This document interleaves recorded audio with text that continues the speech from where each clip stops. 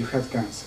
Yeah. So in December of '09, I had felt a lump on a Friday on my left breast. I was on UCLA's doorstep by Monday, telling them to, to scan it and see what it was. That it was actually the earliest stage of breast cancer. It was actually a stage 0. Wonderful. But the problem was that I didn't want surgery. I knew that it was possible. I knew there were other alternatives. My grandmother had had cervical cancer, and she got rid of it with the Hoxsey treatment, just herbs and juicing, and tried my own things naturally for about 9 months, and it wasn't working at all.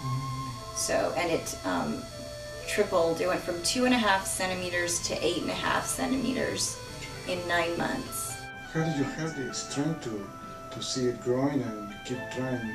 Well, I was a nervous wreck. I was an absolute wreck. My family kept telling me, some people in my family kept telling me, just get the surgery, get it out, this is your life, you can't play around with it. But I knew that it wasn't right. For whatever reason, it was not what I was going to do. I was trying a little bit of everything, eating raw, for 2 months and not seeing a difference, putting a potato on it, garlic on it. I mean, everything I could, juicing. Your primary doctor suggests you which treatment? The usual conventional, the surgery and chemo and radiation. And then I kept going to different oncologists trying to find someone who would work with me naturally, and none of them would. And so when it grew large enough, then they said the chemo first now, because we have to shrink it in order to even do the surgery because it was so large. So, would you be willing to go back to these doctors and mention your survival story? Oh yeah, I plan to. Yeah, that's part of my checklist of things to do.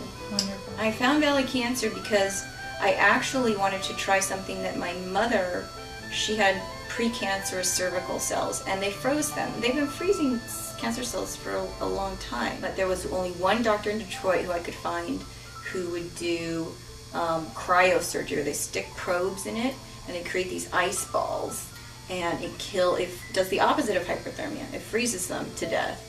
And it's just a one-time procedure. That was ideal for me. That, to be honest, that was my first choice. But he said that the size was too big, and he had never done the cryoablation on something that large before. So to try and shrink it first and then go back to him, which was my plan. So when I was looking at cryo, I think I ran across the word hyperthermia. I found a couple other places, but only BCI would do the low-dose radiation with the hyperthermia.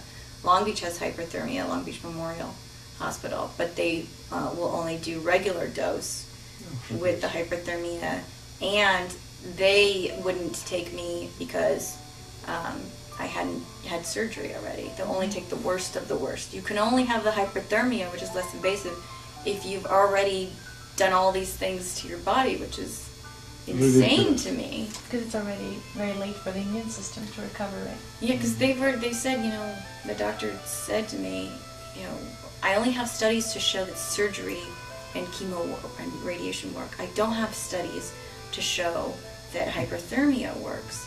And I told him, well, surgery's not an option to me, so you're just going to let me die?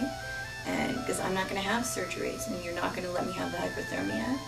And he just kind of said, well, I'll see what I can do. And that was kind of the end of it.